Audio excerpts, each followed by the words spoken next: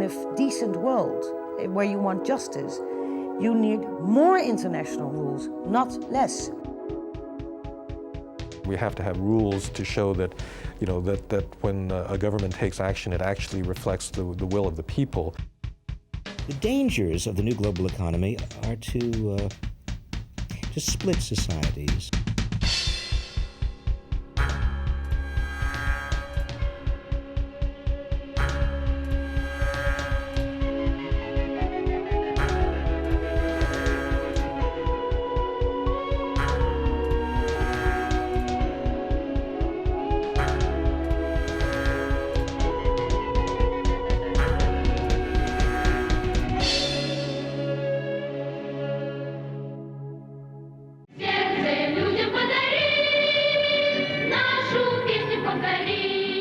Under Soviet rule, young people in Central and Eastern Europe were drilled into the ideology of communism, indoctrinated with its sense of purpose, of structure, of belonging.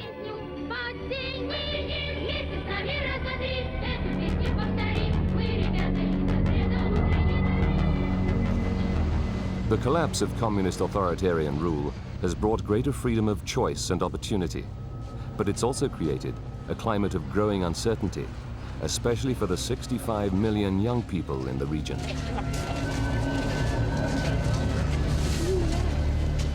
As the gulf between the haves and the have-nots has widened, the former safe and well-trodden road from childhood to adulthood has increasingly been swept away. Stripped of their sense of belonging, many young people in Eastern Europe have become outsiders.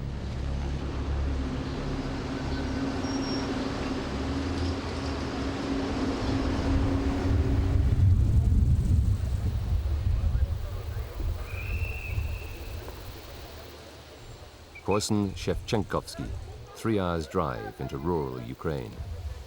This peaceful setting is about to be invaded.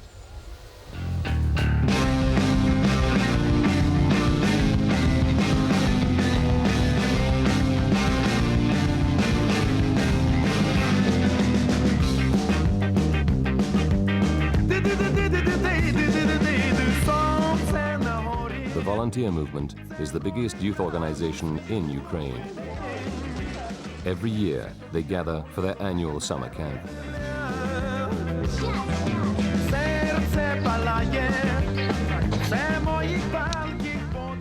Marina Suponina is 21, a magazine journalist. She's visiting the camp to research a story about the youth movement today and how it compares with those of the past. I have never been to one of those. Only my friends went to pioneer camps way back in the Soviet Union times, so I don't know what to expect.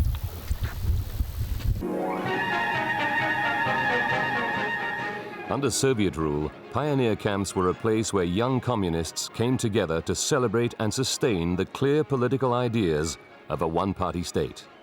Young people knew what was expected of them and where they were going.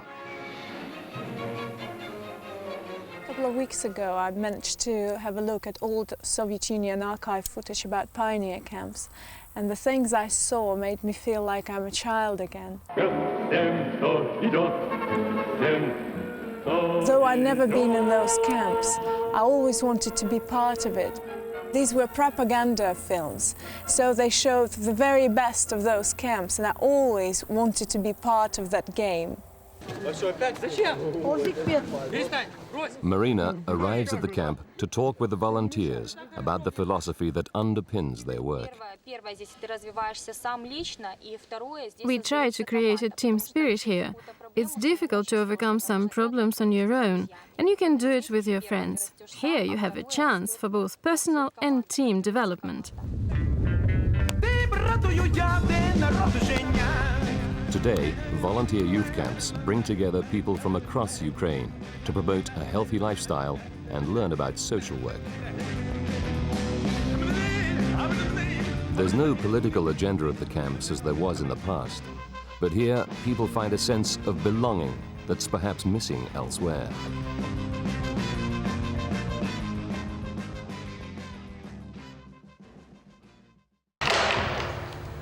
О, добрый день! Проходите, проходите, пожалуйста. Marina's father was one of the key youth leaders during Soviet times. She's consulting him as part of her research. Okay, hello. Hi. This is my dad. This is my mom. And here... our grandma. Hello. Hello. Welcome in. In fact, my dad, when he was young, he was a head of the youth club in Makiivka, which he's very proud of, and he showed me this album since I was like 5 years old.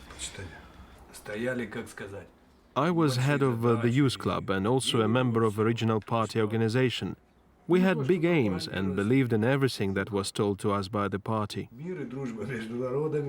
Peace and friendship between nations, future great happiness of mankind, and we believed that Lenin's ideas were indestructible. Now it's more difficult perhaps, because you have to be independent and choose your own path in life. You need to have a good knowledge and be more grounded in the world. Now it's more difficult, and back then the party led everyone from cradle to grave. This is where we're going, and you must do this and that. It's not the same anymore. I think that now young people are a bit more disorientated because of the lack of clear aims and goals. It's more difficult for them, but on the other hand, more interesting. Marina's hometown, Mariupol, is an industrial city on the coast of the Azov Sea. I like coming home very much because I think family is one of the essential things a person can have. There is a big question between who is raising the person, society or family, and I think the family plays a very important role in it. I think the family values is something a child takes and then lives with it all his or her life. So I think having a strong family and having a feeling of the family behind my back is something essential and very important that keeps me running. Mariupol, like many industrial Soviet cities, has been hit hard by the collapse of heavy industry. Up until 1989, there was virtually no unemployment in the region. Most people were employed by large-scale industry in huge factories. State-assisted education and healthcare were all part of the package. Today, unemployment is a major problem. 1 in 3 young people in 1999 had no work. According to a new Money report from UNICEF, more children are being forced to leave school early because of financial difficulties. And the breakdown of a structured society, employment and education, is often mirrored by the collapse of family life. Children and teenagers are increasingly smoking and drinking as much as their older peers. Drug abuse and HIV infection are reaching epidemic levels.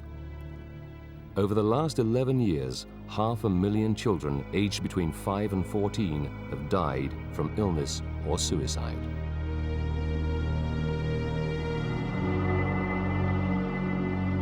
I think one of the biggest challenges is the change in expectations. A decade ago, young people coming out of school knew what to expect. People invested in education because there was a clear outcome. Now there's no clear outcome. The educational system itself is under challenge because of underfunding and various other things. And even if you do succeed in getting through the whole school system, it's not at all sure what will happen to you then. Will you get a job? Won't you get a job? Marina is visiting her old colleagues at the youth newspaper in Mariupol, where she started her career in journalism. Тук-тук! Здрасте!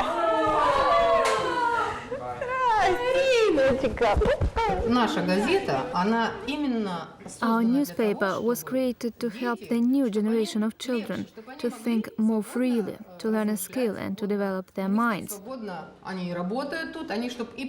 It's a clear-cut division now. Those who push for the ways out, those who already have everything, although there's not that many of those, and those that I would call the outsiders.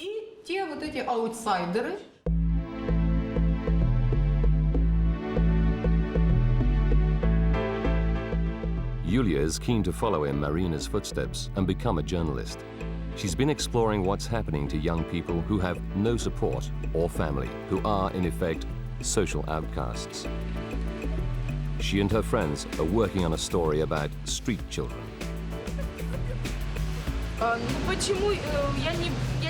I don't come from a particularly good background myself, but at least I have a house and a family. But that's not the most important thing. What's important is that we are really all the same. These children are no different from us. They are just less fortunate. Their parents are alcoholics or drug addicts, but it makes them no different from us. Yulia herself is no stranger to hardship. Her mother is dead, and she lives with her grandmother, surviving on very little money. Are these your friends?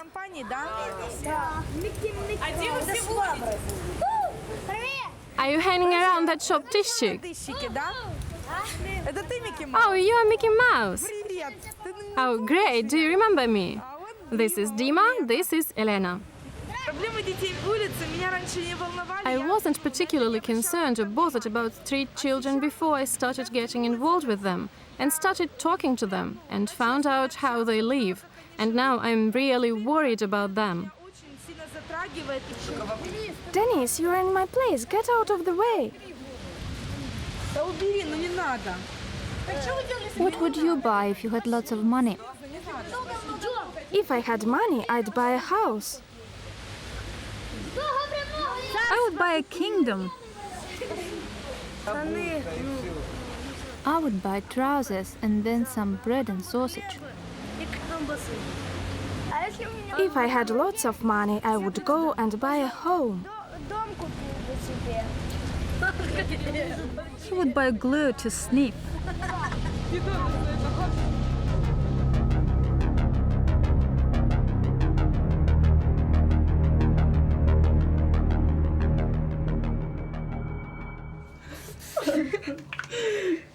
Back at her home, Yulia and her friend Elena are getting ready to go out to a disco. Tonight, it's a disco which is spreading information about the problem of AIDS. AIDS is a big problem in Ukraine, and we need to deal with it and try to solve it by any means possible, which is why events like this one tonight are so important. Since 1987, 250,000 people in Ukraine are estimated to have become HIV positive. One of the major reasons for the spread of HIV is the enormous intravenous drug problem. Increasingly, the infection is spreading through the sexually active population, often accelerated by girls forced into prostitution to feed their drug habit.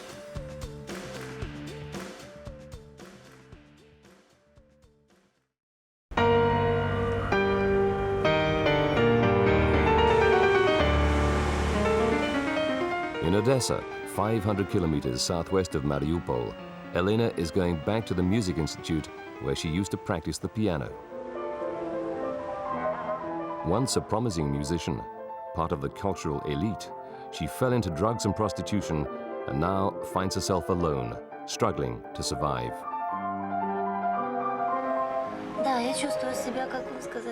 When I play, I feel myself like a fish back in water because it's where I belong.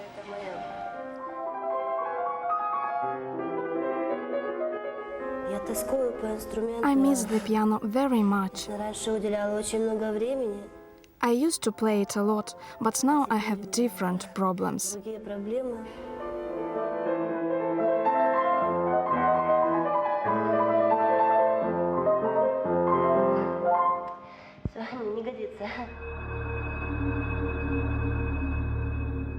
Prostitution is a growing trade in Odessa, and Elena lives close to the main area where the women vie for work.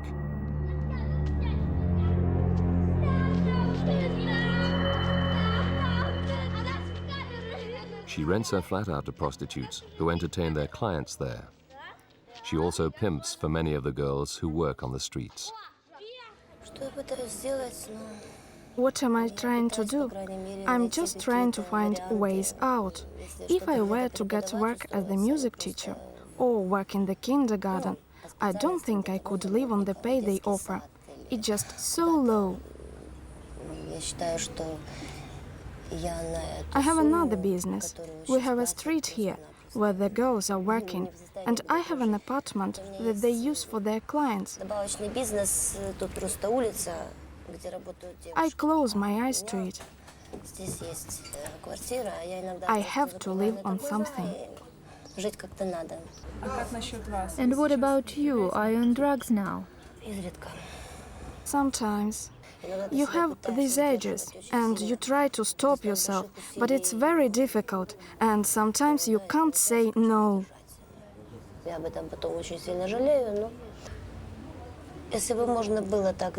If I could, I would cross out the last 4 years, approximately 4.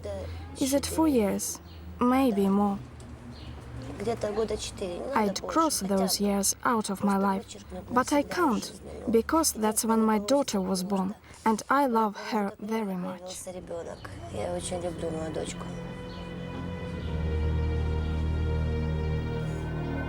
Elena has become an outsider. Her only daughter has been taken away from her, and she's lost the support of the family that she was once so close to. Машка, Нана, а где мама? Соня, где мама? Где мама? Где мамка? Где мамочка? Где мама? It was when his family broke down that Sergei fell into drugs. My father was murdered on January the 18th, 1992, and on the 1st of February I injected for the first time. With the death of my father, I lost something and replaced it with drugs.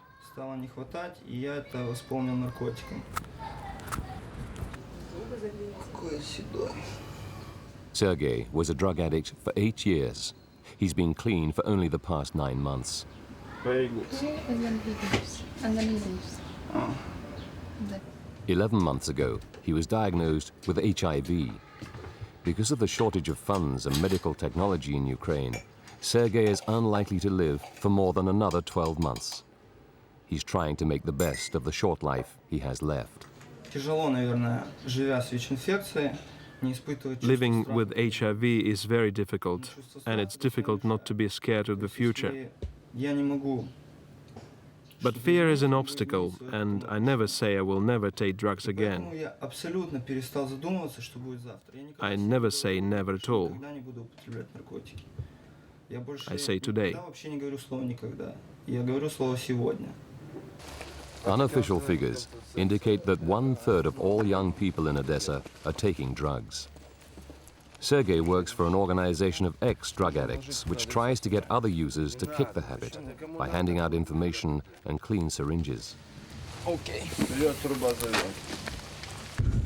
They work in the destitute area of Palermo in Odessa, ironically named after its narcotics-infected counterpart in Italy. I don't have any plans to go to Palermo to make half of the addicts quit in one day. Because no matter what happens, I do this primarily for myself. If I help someone to quit, whether they stay clean or not, I will stay on the right track.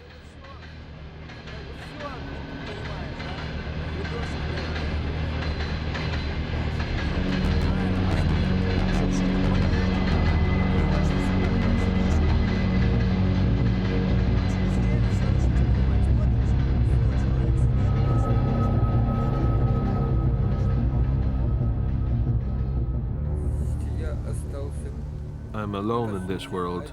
All my friends of my age are dead.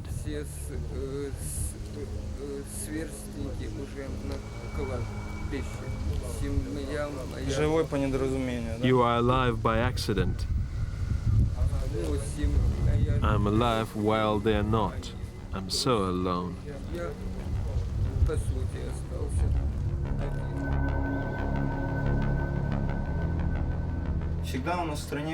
They used to say we can't have AIDS here, that this disease can only take place in the West. They used to say that we didn't have drugs or prostitution here. But now in Odessa we have an epidemic, and it happened very fast, because no one wanted to talk about it. They closed their eyes to it.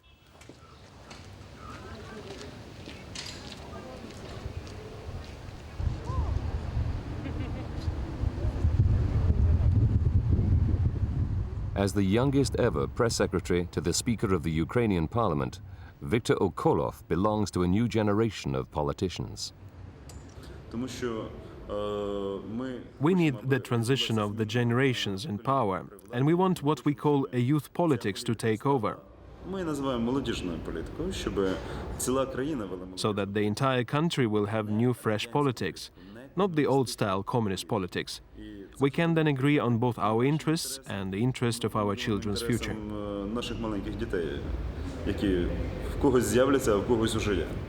The people who are now in, let's say, their late teens and early 20s really don't have a great deal of experience of any kind of political participation except through the youth movements that we've already talked about. For years and years and years, young people in many of these countries were involved in what you might call obligatory volunteer service in various youth movements and so on. And the challenge now is to take the skills and capacity which were accumulated in those official youth movements, the pioneers, the Komsomol and so on, and to channel all that energy and all that organizational skill into doing other things. I think it's very encouraging that young people are still coming forward to volunteer, but I think we have to recognize the limits of that participation. I think a lot of young people who join the volunteer movement miss the sense of belonging that they used to have in the Soviet times. Most of the politicians we have now at the moment are all old-school politicians who used to be communists, who used to be Komsomol members, or they still have this mentality of Soviet life. Скажи, я не верю, что... Я не верю в это, потому что с каждым днем и хуже становится молодежь. She thinks it's getting worse and worse every day. She doesn't believe in the future. Скажи, что я не согласен. Dad doesn't agree. He thinks that Это наше будущее. I am the future, he says. И чем скорее они придут к власти, тем будет у нас веселее и лучше. And the sooner we get to power, it will be funnier and better. По большому счету нынешних нынешних те, которые у власти, надо разогнать, а молодежь она уже по-своему все сделает. Новое поколение нужно. My dad says that those people who are in power now, they need to go home and pension because they are all still old-minded, and the youth can, build a newer world.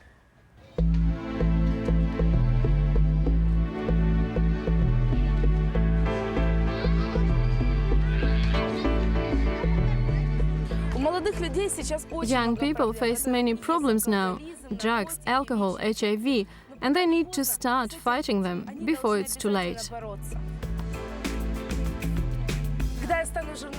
When I become a journalist, I will definitely be working with social problems, because every person needs to know about them.